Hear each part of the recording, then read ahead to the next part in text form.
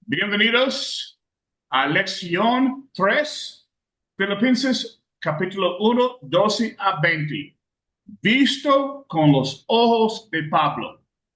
Tal vez usted haya oído el dicho que dice, cuando la vida te dé un limón, haz limonada. Es una ilustración de vida. El jugo de limón es ácido, pero un poquito de jugo de limón mezclado con agua fresca y azúcar constituye una refrescante bebida. La analogía es apropiada. La vida a veces nos da limones, situaciones poco agradables. Cuando esto sucede, podemos sencillamente soportar la situación o podemos tratar de encontrar el bien en ella. Podemos convertir los limones en limonada. Es probable que Pablo no hubiera oído el dicho. Sin embargo, él creía en la filosofía que lo inspiró. Desde que se hizo cristiano, se le dio un vagón cargado de limones. El libro de Hechos consigue algunos de los maltratos que sufrió, pero esta fue sencillamente una fracción de lo que tuvo que resistir por el Señor. La más reciente humillación que sufrió fue que se le encarcelara injustamente. Había pasado 2 años en Cesarea. Después de apelar a César, fue enviado a Roma. Cuando Pablo escribió a los filipenses, ya él había estado en la cárcel por 2 años en esa ciudad. Varios detalles del libro indican que fue escrito cerca del final del primer encarcelamiento de Pablo en Roma, incluyendo el hecho de que Pablo esperaba ser liberado pronto. Una segunda.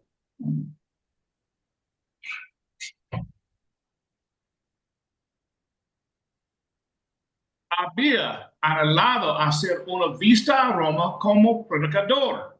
En lugar de esto, llegó allí como prisionero. Si bien otros podrían haberse llenado de autoconmiseración en una situación así, el texto no insinúa que Pablo estuviera amargado por ello. ¿Cómo pudo Pablo tomar sus limones y hacer limonada? La respuesta reside en su actitud para con todo lo que lo sucedía.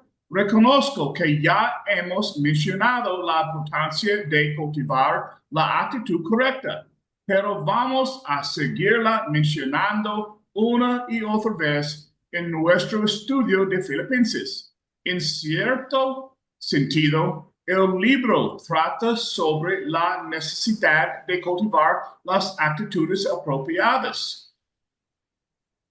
Un momentito, yo voy a compartir la pantalla.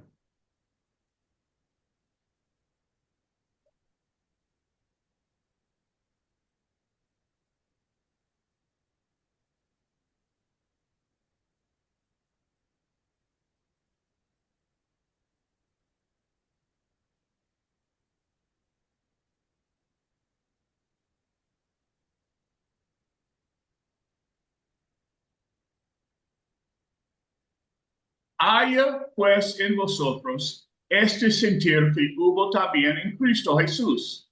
Así que todos los que somos perfectos, esto mismo sintamos. Por lo demás, hermanos, todo lo que es verdadero, todo lo honesto, todo lo justo, todo lo puro, todo lo amable, todo lo que es de buen nombre, si hay virtud alguna, si algo digno de alabanza en esto, pensad.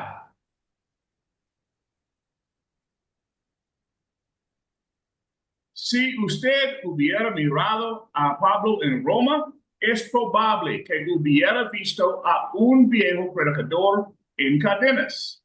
Lea Filemón 9. Hechos 28:20 y Efesios 6:20. La palabra griega que se traduce por cadena, aluisis, en dos de estos pasajes significa que el trozo corto de cadena por el cual la muñeca de un prisionero estaba atada a la muñeca del soldado que lo vigilaba, de modo que escapar era imposible. Cuando uno considera la restricción impuesta sobre Pablo y otras humillaciones que sobre él se amontonaron, uno puede sentirse tentado a mover la cabeza en señal de compasión o de enojo. Sin embargo, deje de poner atención a lo que puede verse y comience a ponerla en lo que no puede verse. El corazón de Pablo. Cuando Pablo contemplaba su situación, él no veía tragedia, sino triunfo. No se consideraba víctima, sino victorioso. En esta lección, el desafío que se nos presenta es el de ver con los ojos del apóstol, ver la situación como él la veía. Al hacer esto, tal vez usted y yo aprendamos algo acerca de ver la vida positivamente. Él veía el progreso de la causa de Dios. 12-14. Hemos llegado al cuerpo de la carta de Pablo. Era costumbre que el cuerpo de la carta comenzará con una nota personal, incluyendo cómo le estaba yendo el autor. En cierto modo, Pablo comenzó el cuerpo de su carta con información personal, pero no realmente. Sus ojos no estaban sobre él mismo, sino sobre Jesús y el Evangelio de Jesús. Comenzó diciendo, quiero que sepáis, hermanos. A Pablo le gustaban las palabras hermano y hermanos, indican una relación familiar. Estas palabras se usan unas 130 veces en sus cartas, 9 veces en los 4 capítulos de este breve volumen. Esto fue lo que siguió diciendo, que las cosas que me han sucedido han redundado más bien para el progreso del Evangelio. La frase, las cosas que me han sucedido, incluye todo lo que Pablo había sufrido en el pasado y estaba sufriendo en el presente. Él lo abarcó todo en una sola frase. Las cosas que me han sucedido. Su mente no estaba centrada en los problemas, sino en el progreso del Evangelio. La palabra Evangelio es traducción de la palabra griega compuesta Evangelion, que significa buenas nuevas. Cuando el apóstol habló del progreso del Evangelio, él usó una palabra pintoresca, la palabra griega que se traduce por progreso, procede de una palabra compuesta procope, que en la forma verbal procopetei significa avanzar cortando. Originalmente, esta palabra se utilizaba para referirse a un pionero que se abría paso a machetetas a través de arbustos. La palabra también se usa para describir la actividad de ingenieros del ejército que van adelante de este, cortando árboles y matorrales que pueden impedir su avance. Esto a menudo abría territorio nuevo. El encarcelamiento de Pablo estaba despejando la senda para el Evangelio. Contacto con los perdidos. Pablo dio 2 ejemplos del progreso del Evangelio que él había hecho debido a su encarcelamiento. El primero fue el contacto con los perdidos. Pablo había experimentado notables oportunidades evangelísticas desde su arresto en Jerusalén. Había predicado al concilio judío, a gobernadores romanos y a otros funcionarios de alto rango, incluyendo un rey. Sin embargo, ninguna de estas oportunidades fue más satisfactoria que la que tuvo cuando estuvo encadenado a soldados en Roma. Después de hablar del progreso del Evangelio, de tal manera que mis prisiones se han hecho patentes en Cristo en todo el pretorio. La forma latina del término pretorio sería praetorium. Hay quienes creen que esto se refiere al palacio del emperador.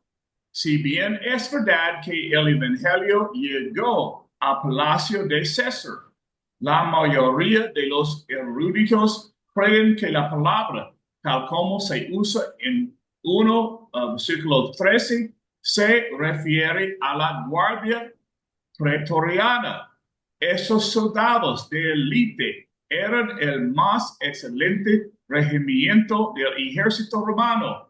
Las tropas que componían la Guardia Imperial de Roma eran 10,000 soldados italianos, cuidadosamente escogidos, que tenían rango de centurión, oficial que estaba sobre 100 soldados.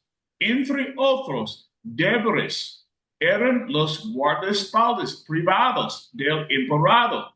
Ejercían mucha influencia en Roma y más adelante se convirtieron en los hacedores de emperadores del Imperio Romano.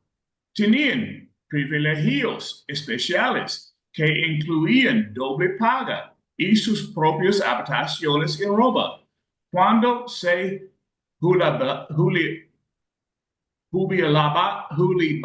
jubilaban después de 16 años de servicio, se les daba la ciudadanía romana y una generosa concesión.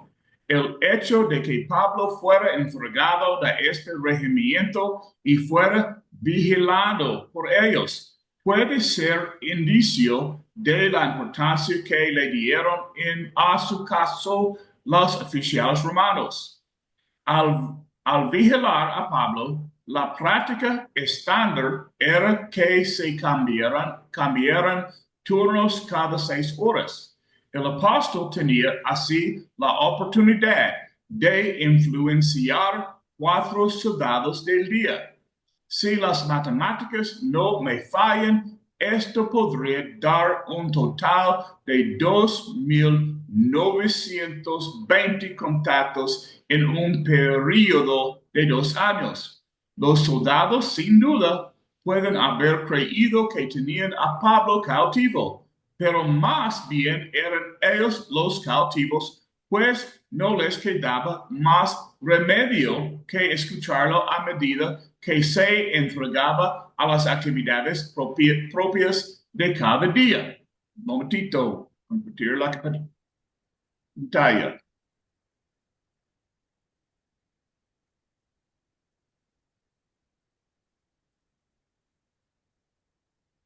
Cuando dictaba cartas, tal como le enviaba a los filipenses, cuando hablaba con amigos, tal como Timoteo y Epafrodito, cuando enseñaba a los que le visitaban, cuando oraba y alababa a Dios.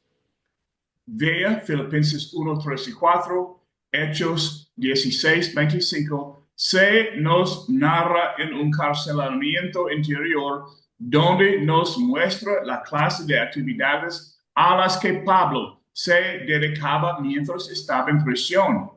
Y cuando hablaba con sus captores y respondía las preguntas de ellos. El texto no dice que hablaba con los soldados, pero uno no se lo imagina desperdiciando esta singular oportunidad. Vea Romanos 1, 14 a 16. Si Pablo hubiera ido a Roma, como originalmente planeó, y si hubiera predicado en el foro romano, es probable que ninguno de estos soldados se hubiera detenido a escucharlo. Sin embargo, en vista de que estaban encadenados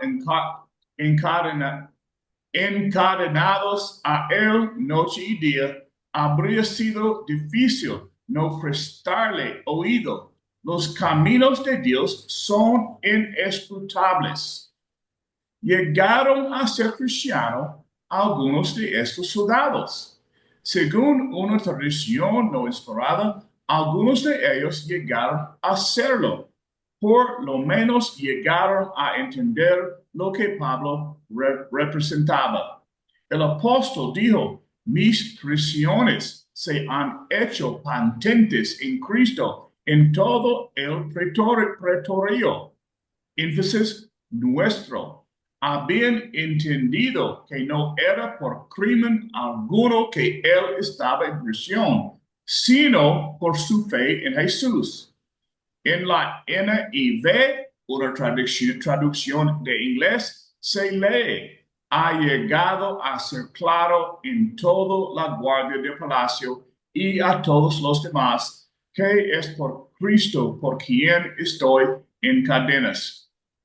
Pablo también dijo, mis prisiones se han hecho patentes en Cristo a todos los demás. La expresión todos los demás habría incluido a otros a quienes el apóstol habría influenciado. Uno de esos fue un esclavo fugitivo llamado Onésimo. Vea Filemón 10 a 21. En Roma, las noticias se propagaron rápidamente.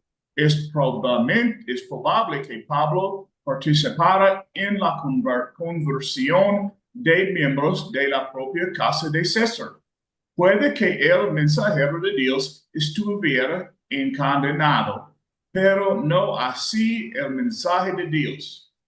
Así, el primer ejemplo de cómo el Evangelio había progresado como resultado de sus cadenas lo constituyeron singulares oportunidades de propagar la palabra. Como ya se hizo notar, puede que usted y yo nos sintamos encadenados de muchas maneras, pero la mayoría de esas cadenas proporcionan oportunidades de dar a conocer el Evangelio a otros. Si bien Pablo estaba encadenado a soldados, hay que tomar en cuenta que estos estaban encadenados a él. Así también hay cristianos que están encadenados a situaciones menos que deseables, pero a menudo hay otros que también están encadenados a las mismas situaciones, constituyéndose en oportunidades para influenciarlos. Puede que una madre se sienta encadenada a una casa llena de niños pequeños, pero si ella les enseña a estos el camino del Señor, ¿quién sabe el bien que ellos harán en el reino?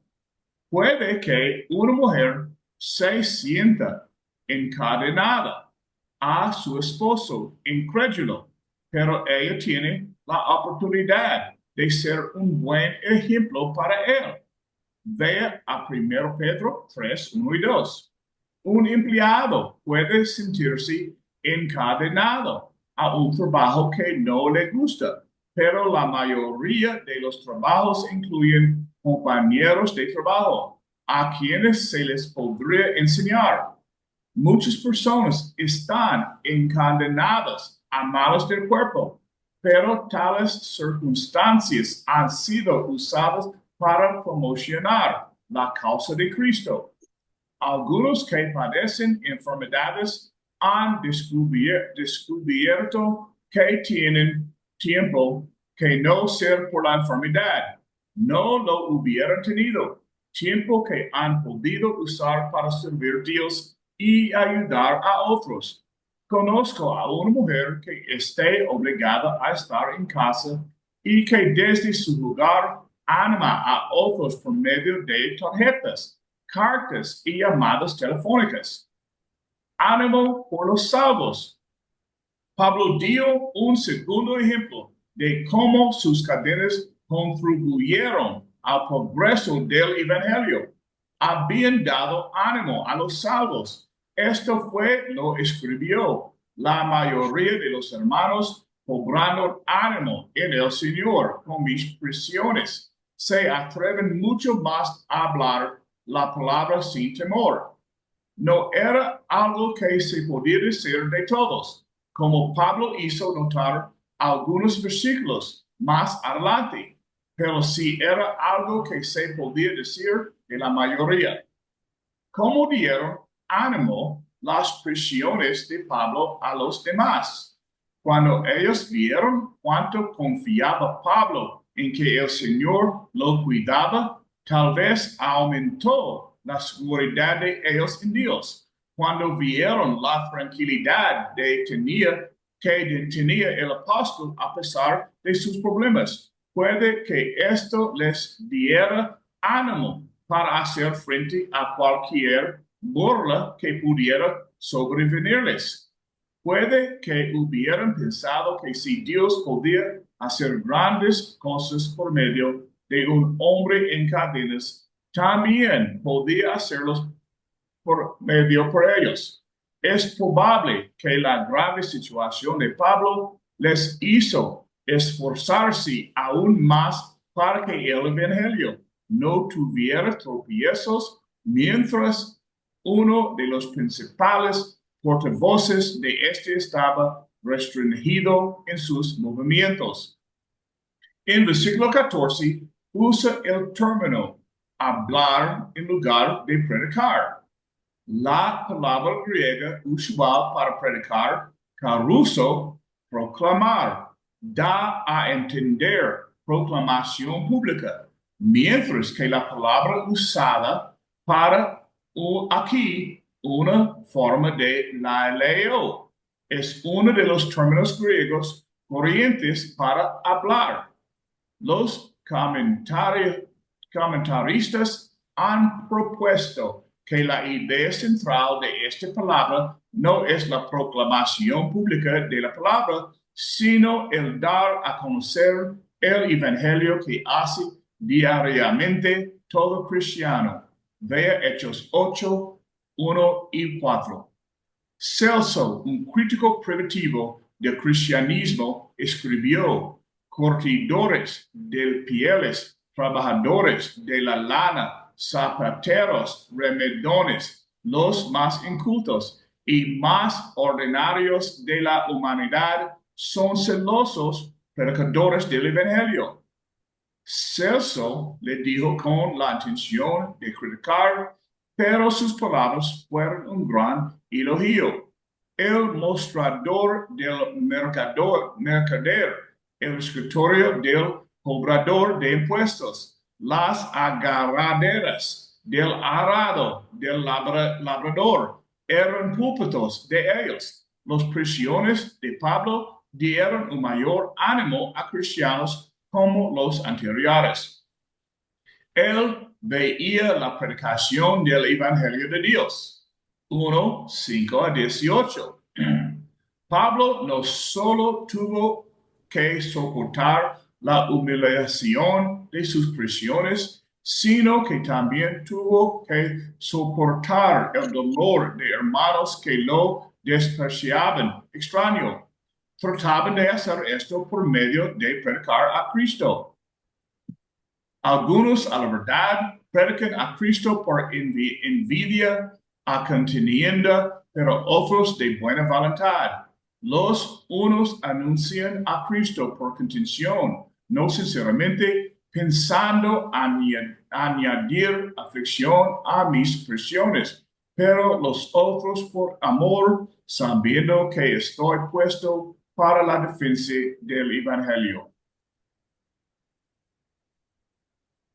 Algunos estaban predicando a Cristo de buena voluntad, para con Pablo y por amor a él. De hecho, la mayoría estaba haciendo esto. Apreciaban a Pablo, lo que él representaba y lo que estaba tratando de hacer. Sabían que él estaba puesto para la defensa del Evangelio. En el contexto, la palabra griega que se traduce puesto da a entender nombrado divinamente. Pablo había sido puesto para defender las buenas nuevas acerca de Jesús, aunque dentro de poco él comparecería ante el tribunal de César. No estaba preocupado por defenderse a sí mismo. Tu preocupación era para defender el Evangelio. Algo de lo cual no podemos tener certeza. Sin embargo, algunos hermanos estaban predicando a Cristo por los motivos equivocados, esperando aumentar las angustias de Pablo. ¿Quiénes eran ellos? Estos hombres no habrían sido incrédulos ni judíos que habían perseguido a Pablo en el pasado. Pablo usaba de vez en cuando la palabra hermanos para referirse a sus iguales judíos, hermanos en la carne. Pero tales hombres no habrían estado predicando a Cristo. Tampoco eran estos maestros judaizantes, esto es, cristianos de origen judío, que enseñaban que los cristianos necesitaban guardar la ley de Moisés para ser salvos. Pablo jamás se habría gozado del mensaje de ellos. En cambio, sí se gozó el mensaje de los que menciona en Filipenses 1:18. Lee el pasaje cuidadosamente. El problema no estaba en el mensaje, sino en el motivo de los mensajeros. No podemos tener certeza de quiénes eran los que Pablo tenía presentes, pero es probable que fueran evangelistas cristianos de Roma. Roma era una de las pocas ciudades donde la iglesia ya estaba establecida cuando Pablo llegó. Como regla general, él prefería no edificar sobre fundamento ajeno. A pesar de esto, él había tenido gran deseo de ir a Roma. Tal vez una razón para esto era que él sabía que el Evangelio podía propagarse desde Roma hasta los últimos rincones del Imperio Romano. Unos 5 años atrás, Pablo había escrito a la iglesia que estaba en Roma y había mencionado a más de 2 docenas de cristianos por nombre. No hay duda de que para el tiempo de llegada del apóstol, la iglesia de esa ciudad estaba bendecida por gran cantidad de evangelistas capaces. Lamentablemente, a algunos de estos no les gustaba Pablo. No sabemos por qué. La animosidad de ellos para con Pablo no era ciego que compartían todos los que estaban en Roma. Veas Hechos 28, 14 a 16. Tal vez estos evangelistas en particular habían estado tratando de cultivar buena voluntad para con la iglesia y les abochornaba el hecho de Pablo hubiera sido traído a la ciudad como prisionero e incluso posible que ellos tuvieran envidia de la atención dada el apóstol. Puede que ellos hayan sentido que sus propias funciones de liderazgo estaban siendo amenazadas. La parte más extraña de la situación es que estos hombres pensaron que predicar el Evangelio añadiría aflicción a las prisiones del apóstol. Tal vez supusieron que Pablo tenía los mismos motivos egocéntricos que tenían ellos. Por lo tanto, pueden haber creído que si en su predicación eran más exitosos que Pablo, esto causaría desdicha a este. Otra posibilidad es que ellos creyeran que la predicación vigorosa del Evangelio incomodaría a las autoridades romanas e influiría en ellas para endurecer la situación de Pablo. Si hubieran pensado de esta modo, pronto se hubieran dado cuenta de que ellos también podían verse negativamente afectados. Sin embargo, la envidia jamás ha sido lógica en sus razonamientos, algo de lo cual sí podemos tener certeza. No podemos tener certeza de quiénes eran los que estaban predicando a Cristo por las razones incorrectas, ni por qué, pero podemos entender por lo que dice el texto, que es posible tener motivos impuros para servir al Señor. Tómese un momento para analizar las motivaciones de los que trataban de hacer daño a Pablo. El versículo 15 dice que algunos estaban predicando a Cristo por envidia y contienda. Evidentemente, estos predicadores consideraban que ellos estaban compitiendo con Pablo. La envidia y la contienda andan juntos y siempre han pesado como una maldición sobre la iglesia. El versículo 17 dice que ellos estaban proclamando a Cristo por ambición egoísta. La palabra de texto griego daba a entender originalmente servir por paga. Luego pasó a referirse a uno que trabajaba únicamente por pago, con el único fin de beneficiar el ego. Al final, llegó a relacionarse con la política, trabajar para ganar apoyo a cualquier precio, haciendo que la gente tome partido con uno. ¿Le parece difícil, difícil que hubiera cristianos así en el siglo I?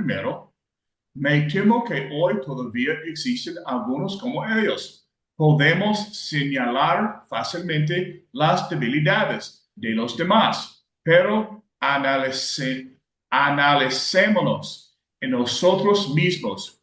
¿Son nuestros motivos para el servicio cristiano alguna vez menos que limpios?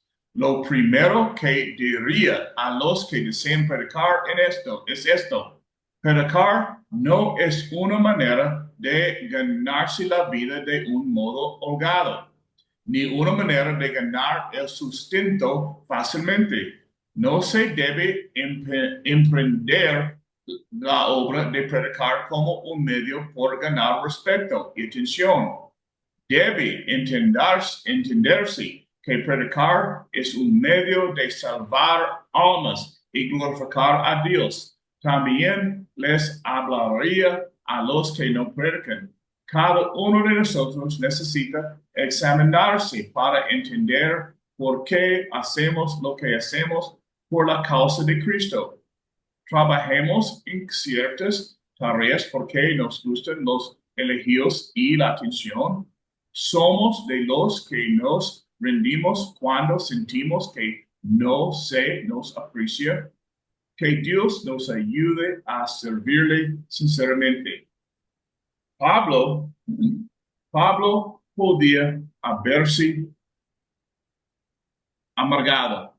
Podía haber dicho: he estado en prisión más de 4 años. y estoy tratando de hacer todo lo posible dentro de esta situación. Estoy enseñando y escribiendo cartas y tratando de mantener una buena actitud. Ahora mis propios hermanos tratan de causarme dolor. No es justo, pero en lugar de esto, dijo, ¿qué pues? Que sin embargo, de todas maneras, o por pretexto o por verdad, Cristo es anunciado y en esto me gozo y me gozaré aún. A este se la ha llamado una de las más nobles declaraciones de uno de los hombres más grandes. A Pablo no le importaba Pablo, le importaba el Evangelio. No le molestaba lo que los críticos pensaran de él, sino que se regocijaba de que el Evangelio estaba siendo predicado. Dos notas de advertencia son apropiadas aquí. En primer lugar, Filipenses 1:18 no enseña que los motivos de uno no sean importantes. Ya hemos reconocido que la razón por la que hacemos las cosas es importante delante de los ojos de Dios. En segundo lugar, Filipenses 1:18 no constituye un precedente para acusar a otros a tener malos motivos. A diferencia de Pablo, nosotros no estamos inspirados por Dios, ni podemos hablar con autoridad acerca de los motivos de otros.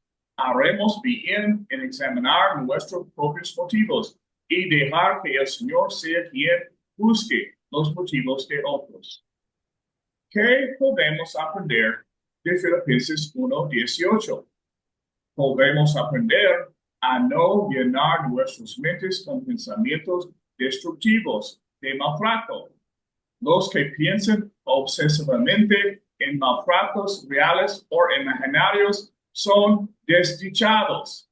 Además, podemos aprender a apreciar el bien que hace la gente, aun cuando sospechemos que ese bien pueden estar haciéndolo por motivos que no son más puros. Necesitamos buscar lo positivo en los demás, no lo negativo. Él veía la suministración del favor de Dios. Capítulo 1:19-20. ¿Qué más veía Pablo cuando él contemplaba su situación? Él veía que los eventos culminaban con el final feliz. Un momentito.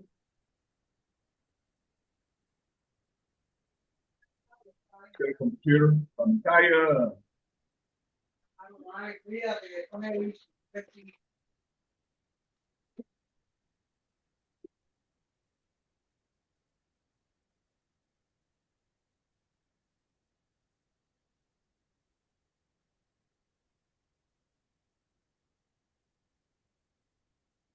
Haya pues en vosotros este sentir que hubo también en Cristo Jesús. Así que todos los que somos perfectos, esto mismo sentamos. Por lo demás, hermanos, todo lo que es verdadero, todo lo honesto, todo lo justo, todo lo puro, todo lo amable, todo lo que es de buen nombre, si hay virtud alguna, si algún digno de alabanza en esto pensad.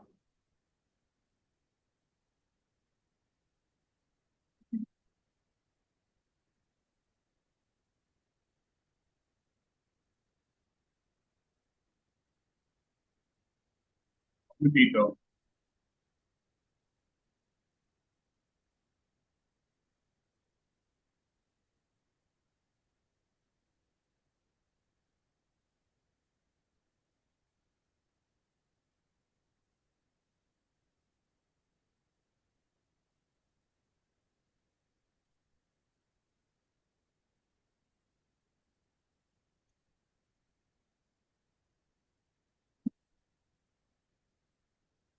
¿por qué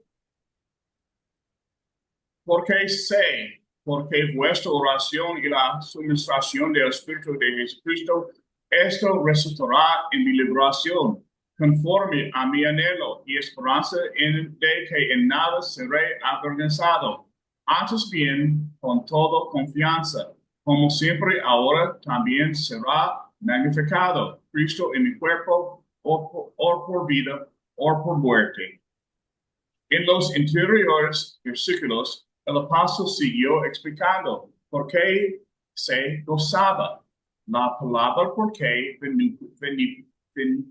vincula los versículos 19 y 20 con el versículo 18. Los dos versículos manifiestan palpitante intensidad. El versículo 19, Pablo dijo, porque sé. Esa no es la palabra que normalmente se usa para saber, sino que es una palabra que insinúa conocimiento seguro. El versículo 20 se refiere al anhelo y esperanza de Pablo. La expresión anhelo y esperanza proviene de una palabra griega compuesta, apokaradokia, que combine la preposición apo, aparte de, con el sustantivo cara, cabeza, y el verbo dokein, mirar. Esta palabra se refiere a un anhelante e intensa mirada que se aparte de todo lo demás para fijarse en el único objeto de deseo. La liberación de Pablo. Cuando Pablo fijaba su mirada en todo lo que estaba sucediendo, él veía dos buenos resultados. En primer lugar, estaba su propia liberación, porque sé que por vuestra oración y suministración del Espíritu de Jesucristo, esto resultará en mi liberación. La palabra griega que se traduce por liberación, una forma de soterias, se traduce más comúnmente por salvación. La salvación forma parte tan esencial de nuestra fe y es una palabra tan preciosa para nosotros que a veces nos olvidamos que es una palabra vacía por sí sola. El contexto tiene que indicar el peligro de cual uno es salvo. ¿Qué clase de liberación, salvación tenía presente Pablo? ¿Cuáles son las posibilidades? Liberación de la prisión, tal vez, pero puede que Pablo no hubiera estado tan seguro respecto por su liberación. La frase, porque sé, parece bastante rotunda si se aplicara solamente a que él saldría de prisión. Liberación de la calumnia y maltrato de sus enemigos. Puede ser. Pablo usó la misma terminología que usó Paul en la traducción que se hizo en la Septuaginta de Job 13:16. Muchos comentaristas creen que Pablo estaba citando a Job y que dio a entender lo mismo que este cuando dijo, seré justificado. Ve a Job 13:18. Liberación en el sentido de no ser avergonzado cuando compareciera delante de Nerón. Tal vez esto se vincularía con el versículo que sigue. Pablo sin duda oraba pidiendo poder para proclamar con valentía su fe en Jesús en el momento que tuviera que presentar su defensa delante del tribunal romano. Liberación eterna, salvación. Pablo creía esto con todo su corazón. Filipenses 1:23 y ve a Romanos 5:9.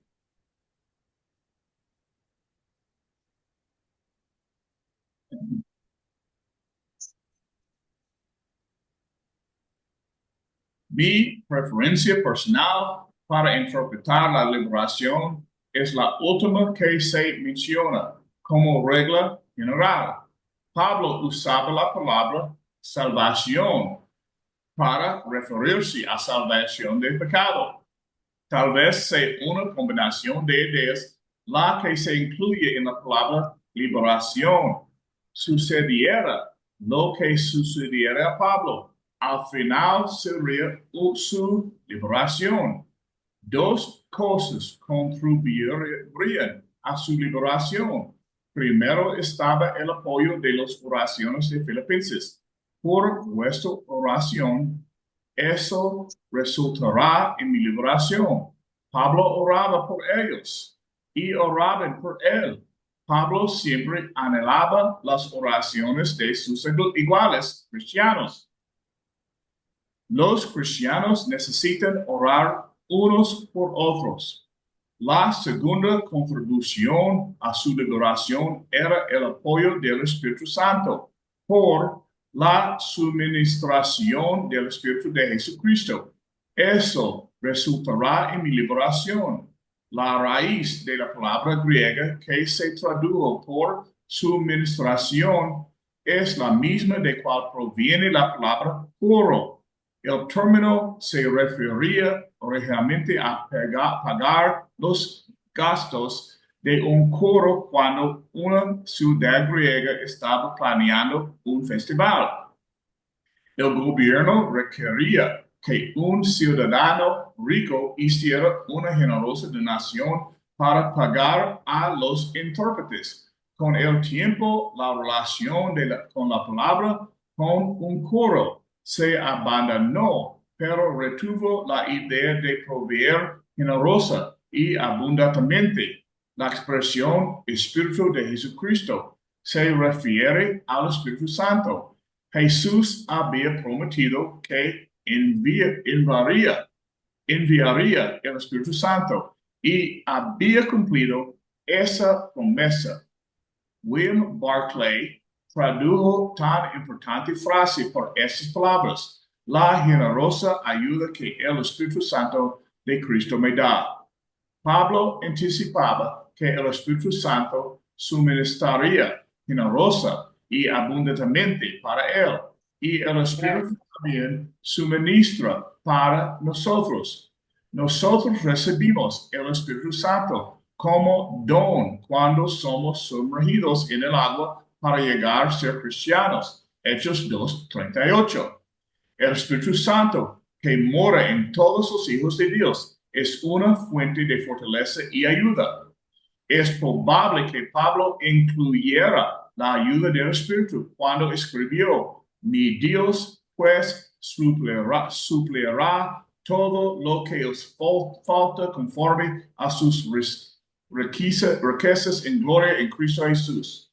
Filipenses 4:19.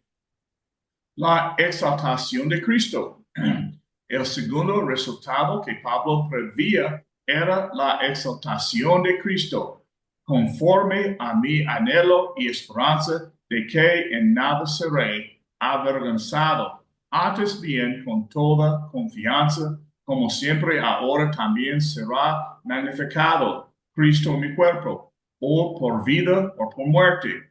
Es probable que esta acerbación anticipe la comparecencia de Pablo ante César. El apóstol estaba seguro de que sería valiente en las cámaras reales y así no sería avergonzado ni deshonoraría la causa por la cual había dado su vida. Creía que todo lo sucedido al final magnificaría a Cristo. El término que significaba magnificado podría traducirse también por exaltado o engrandecido. La idea al comienzo nos parece extraña.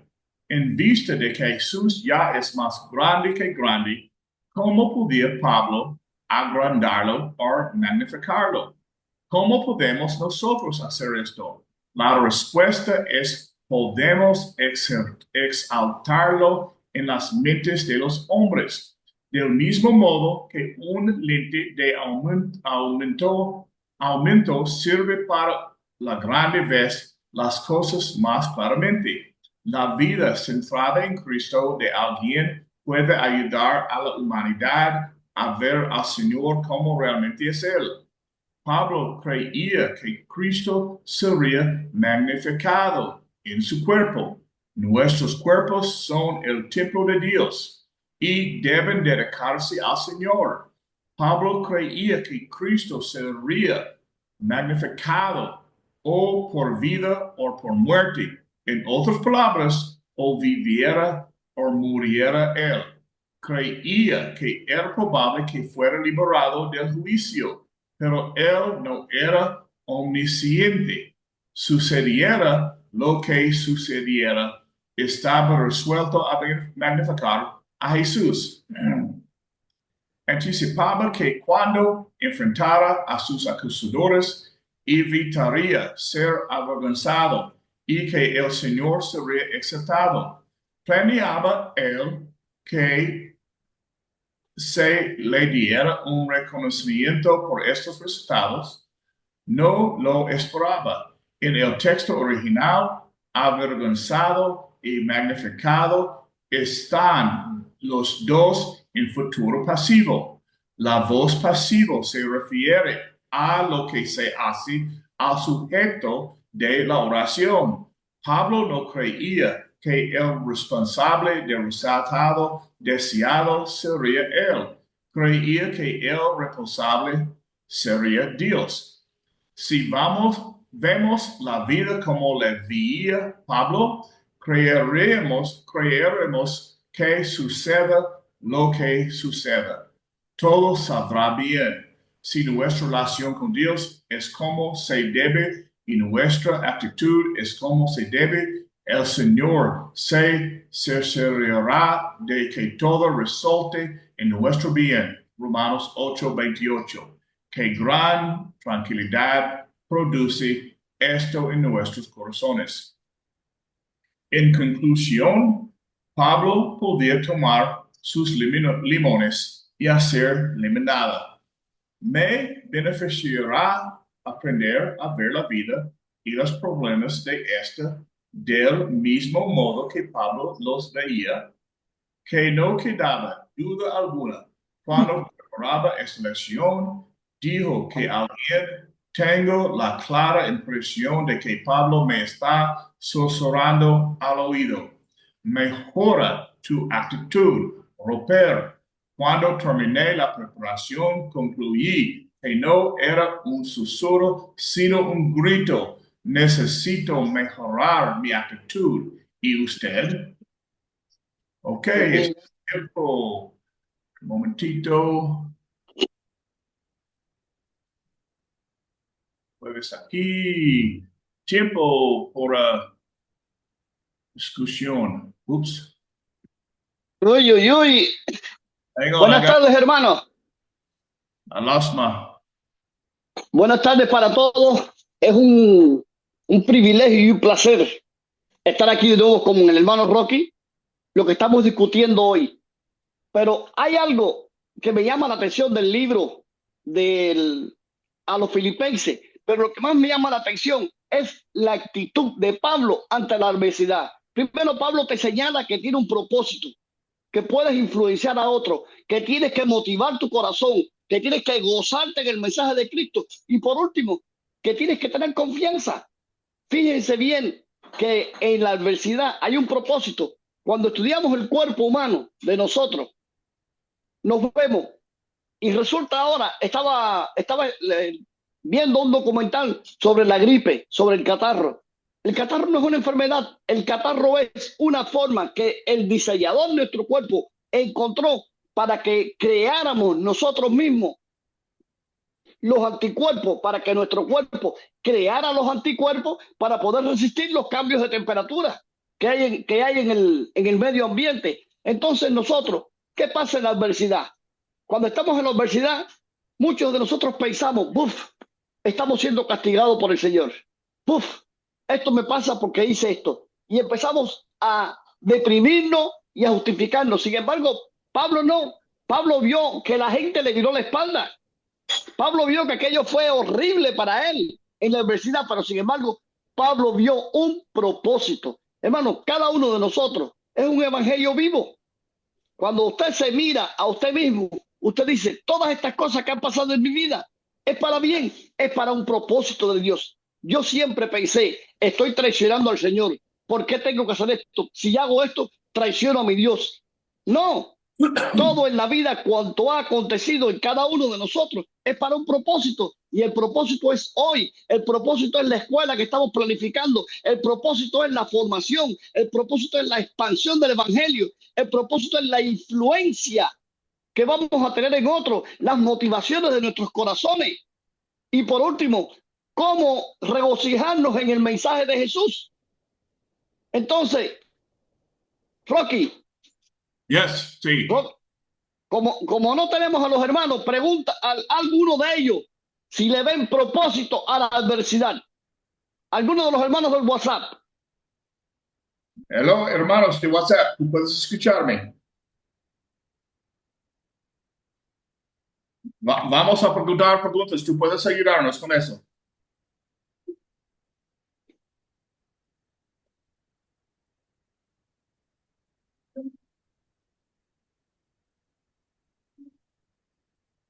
Es ok. Hey, Luis, Ajá. yo voy a preguntarte, ¿ok? Adelante, hermano. Ok, so una pregunta, ¿cómo podemos ver nuestras propias dificultades como oportunidades para el avance del Evangelio? Rocky, tu vida y mi vida son un ejemplo práctico, un ejemplo clásico. Cuando vamos a San Pablo dice, el Espíritu me prohibía ir para allá, el Espíritu me prohibía ir para acá. Pablo tenía el empeño, tenía el gozo, había conocido al Señor, estaba como un recién casado. Sin embargo, cuando él quería pasar, dice, no me permitían pasar más allá. Y es que cuando nosotros tenemos que entender que Dios tiene un propósito con cada uno de nosotros y que somos fichas en el tablero de Dios. Somos fichas Yo que puedo Dios va decir, moviendo. Adelante, Rocky. no, yo puedo decirte, el razón yo estoy en Costa Rica es porque yo pasé tiempos muy malos en mi vida. Y por eso mi camino cambió a traerme a Costa Rica. So, podemos glorificar a Dios si seguimos su plan, no nuestro plan. En algunas veces tenemos tiempos muy duro, how do you say difficult? Muy tiempos, Difíciles, yeah, muy difíciles. difíciles. Pero Ajá. recuerda, si tú eres fiel con Dios, Dios tiene un plan por ti. En pasé mucho tiempo en mi vida, yo aprendí, ok, cuando yo tengo tiempos duros en mi vida, Dios está moviéndome a un lugar mejor. En esa es la verdad, porque cuando yo miro atrás de mi vida, en todos mis tiempos, mal tiempos, tiempos duros, con problemas, siempre llegué a un lugar mejor. En ese es el plan de Dios. Si está tiene fe en Dios, siga el plan de Dios. Dios va a mejorarte, ponerte en un mejor lugar y puede usarte para su gloria. Mira, Rocky, ahora que tú lo dices, si no llega a ser por las cosas que me pasaron, nunca hubiera venido para acá, nunca te hubiera conocido, nunca hubiéramos empezado a soñar, a hacer las cosas que queremos hacer en grande. Yo las quería hacer, tenía la intención, tenía el deseo, tenía el proyecto, pero faltaba muchas cosas, faltaba motivación, había mucho celo, había un celo horrible, incluso de mis hermanos más queridos, había celo, de mis hermanos en la carne, había celo. Entonces, todas esas cosas como que te desmotivaban y tú pensabas, ¿por qué? ¿Por qué? Porque cuando Dios quiere hacer algo, Él te saca del tablero, Él pone el afiche. Hay una jugada en el ajedrez que se llama el enrosque, cuando tú proteges al rey y lo mueves para adentro. Y el Señor muchas veces nos saca de situaciones difíciles con un propósito. Y el propósito de Dios es ese, no solamente la protección de nosotros, sino el juego es de Él. Y el juego es la influencia que podemos hacer en otros, es las motivaciones que va a sembrar en nuestros corazones, el regocijo que vamos a tener. Y de esa manera el evangelio es que avanza, porque el evangelio avanza cuando se siembra en el corazón de los hombres. Y no es que seamos hombres perfectos, no hay hombre perfecto. Recuerdo que mi hija me decía, este no sirve, aquel no sirve, ningún hombre se me dice, mami, el que tú quieres para casarse no se casa, el único perfecto es Jesús. Entonces, ¿cómo vamos a buscar la perfección en nosotros? Es imposible, pero sí podemos entender que a través de las adversidades viene el gozo de la reconciliación, de la influencia que tenemos en otros, del equipo que tenemos ahora, de lo que somos, lo que estamos haciendo. Nunca hubiera pasado si no nos pasan cosas malas. Por eso es bueno siempre gozarse en el Señor y hacer como Pablo. ¿Qué tú quieres que yo haga? Gracias al sufrimiento de Pablo pasaron todas esas cosas. Ahora, uno de los eventos más lindos de la Biblia es el más doloroso, la historia de José. Sus hermanos sufrían envidia grande por él. José era el baby de su papi y de su mami. Los hermanos lo metieron en un pozo, lo llevaron esclavo. Pero José les dice al final de su vida, José no guardó ningún tipo de rencor por sus hermanos. Ustedes pensaron mal contra mí, pero Dios lo volvió para mucho bien. Así que vengan para acá que yo los voy a proteger. Él no tenía ningún tipo de rencor ni de odio por lo que le habían hecho. Él sabía que todas esas cosas eran el plan de Dios. Dios utilizó la maldad de los hombres para un propósito bueno. Todo lo que estamos viviendo hoy, Rocky, es gracias al plan de Dios. Y vamos a ver cosas mejores, cosas más lindas. Yo nunca pensé que yo pudiera predicar el evangelio libre como ciudadano romano. Nunca. Sin embargo, ahora lo voy a hacer porque el Padre se ha agraciado. Adelante, Rocky. Ok, Pablo habla de aquellos que predican a Cristo con diferentes motivos, algunos de buenas voluntad y otros con intenciones egoístas. ¿Cómo podemos evaluar y purificar nuestras propias motivaciones al compartir el Evangelio? Rocky, cuando tú vives el Evangelio, es diferente a cuando vives del Evangelio. Muchas personas, eso yo lo viví en muchos lugares, para no decir países.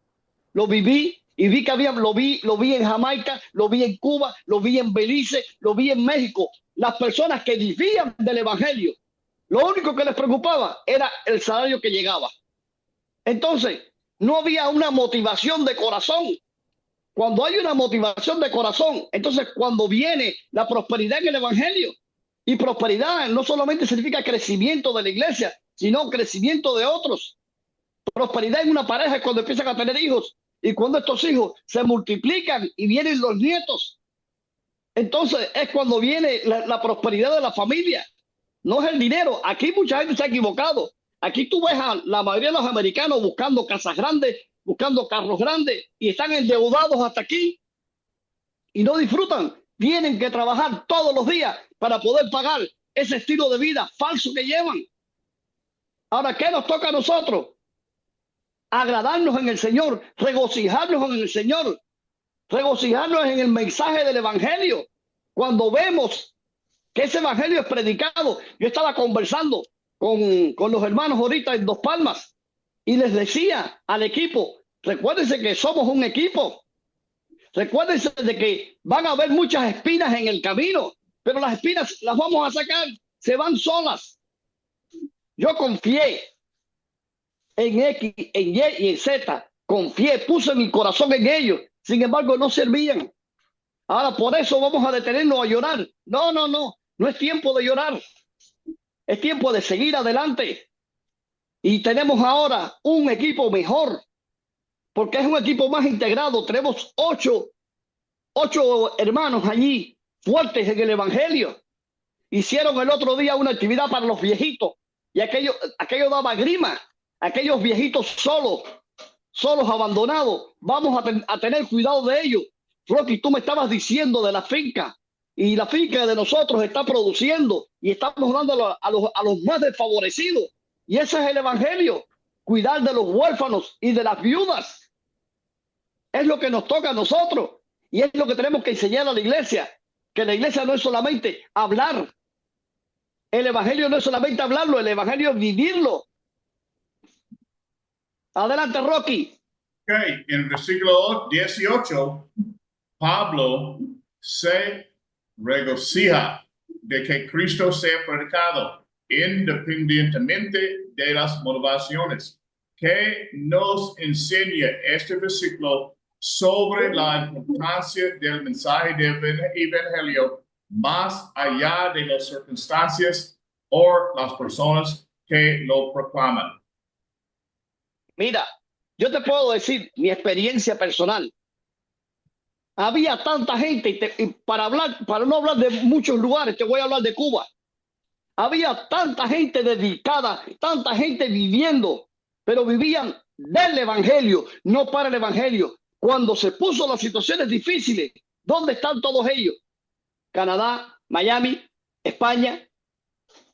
¿Y tú crees que alguno de ellos se acuerda de sus hermanos allá en Cuba? No, hermano. ¿Tú crees que alguno de ellos en su corazón, no, la iglesia, esto no sirve, no, aquello no sirve, no, fulano, no, mengano? Hablan en tono despreciativo porque ellos eran mercenarios del evangelio. Ahora, el verdadero obrero es el que se forja en la lucha. El verdadero obrero lo vas a ver peleando sin pensar en el salario. El salario lo pone Dios. Yo tuve dos ángeles, Jonathan Morton Wild y tuve a Jerry Giddisy. Que Dios me las guarde y me las tenga en su gloria. Esas mujeres eran las madrinas de mis hijos, eran mi madrina. Ellas pensaban hasta en las cosas que yo podía utilizar, incluyendo juguetes para los niños. Y le traían juguetes a mis hijos. Y mis hijos las veían. Dice, papá, vienen las abuelitas inglesas. Y deseaban que viniera. Ahora, después íbamos nosotros y hacíamos actividades en todas las iglesias. Y hacíamos unas actividades que motivaban. Hoy en día me dicen, hermanos, de allí de las villas, me dicen, la época dorada, cuando estaba Luis Pedraza.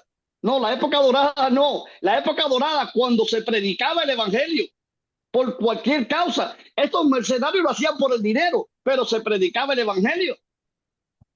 No importa la razón por la cual ellos lo prediquen, que es lo que le dice Pablo. A mí no me importa por la razón de ellos. Uno lo hacen para fastidiarme, para provocar dolor en mí. Sin embargo, yo me gozo porque tenemos que gozarnos y regocijarnos en la prédica del evangelio.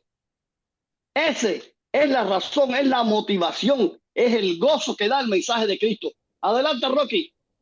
Ok, versículos 19 a 20, Pablo expresa su confianza en que será liberado a través de las oraciones de los creyentes y la ayuda del Espíritu de Jesucristo. ¿Cómo podemos desarrollar una fe tan fuerte en la provisión de Dios, incluso en situaciones difíciles?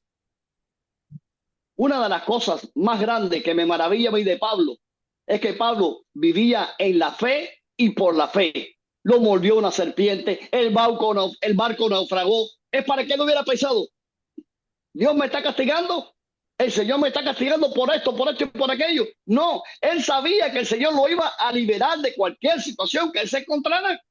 Y así nosotros debemos pensarlo. Tenemos situaciones en Cuba ahora. Y esas situaciones tenemos que vivirlas, enfrentarlas. Pero ¿cómo las vamos a enfrentar? Lo mismo que haría Jesús. ¿Qué es lo que haría Jesús ahora? Jesús tomaría cuidado de esos niños. Jesús tomaría cuidado de esos viejos. Jesús alimentaría, multiplicaría el pan y los peces. ¿Qué haría Jesús? Alimentaría esas almas. ¿Cómo vas a alimentar esas almas? Con la palabra de Dios. El gozo de la palabra divina. Me recuerdo que yo le llevé a los muchachos unos juguetes para cuando se fuera la corriente. Yo nunca pensé que fueran a ver estos apagones tan grandes. Y ahora me mandan la foto del gozo que tienen estos niños cuando se ponen esas cosas fosforescentes. Ahora es como que los niños quieren que se vaya la corriente para jugar. Y hermano, es gozarnos en las cosas que nos pasan.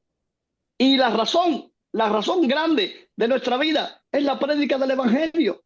La razón grande que nos va a motivar es saber que en cualquier situación que nos encontremos, el Señor está ahí con nosotros. Es lo fundamental. Dios siempre te va a llevar de un lugar a otro, pero te va a proteger. Él sabe cómo protegerte. Es Padre. Y hasta que no somos padres, hasta que no tenemos hijos, no entendemos nunca ni el plan ni el propósito de Dios. Yo miro a mis hijos y el corazón se me llena, se me ensancha, o el corazón se me comprime y me da dolor en el pecho y me da gozo cuando veo a mis hijos, veo sus actitudes. Y es grande el gozo que producen los hijos. Así que más grande todavía es el gozo que producimos cada uno de nosotros en el Señor. Él es Padre, Él es nuestro Padre, Él nos engendró. Adelante, Rocky. Es la última. ¿Tú quieres? Yo puedo orar. Sí, Rocky, por favor, porque Ah, parece que algo pasó en Cuba ok. y se cayó el de. Adelante, Rocky.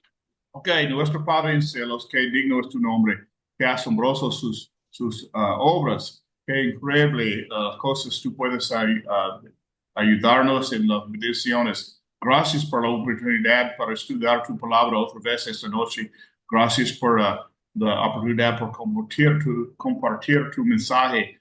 Por favor, Dios, ayúdanos a escribir tus palabras en nuestros corazones y vivir con estas palabras en nuestros corazones y ayúdanos a compartir estas palabras, tus palabras, a los creyentes y los no creyentes que viven afuera en este mundo, que necesitan mucho para escuchar tu palabra. Gracias por la oportunidad para trabajar en Cuba. Por favor, bendice todos los obras que ellos están haciendo en Cuba y ayúdanos a enseñarnos dónde necesitamos ir desde aquí. En el nombre de su Hijo Jesucristo. Amén. Amén.